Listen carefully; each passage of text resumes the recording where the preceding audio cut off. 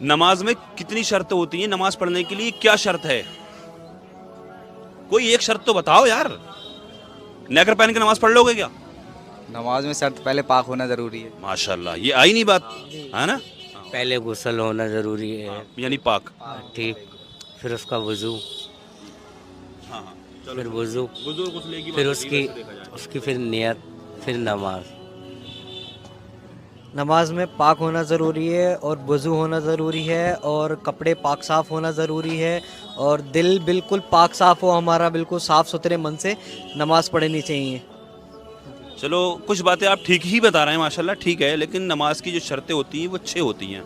कुछ लोग 7 भी कह देते हैं। 7वीं जो होती है वो तकबीर तहरीमा बोलते हैं, वो उसको शर्त भी कह देते हैं। कोई बात नहीं, शर्त भी कह सकते हैं।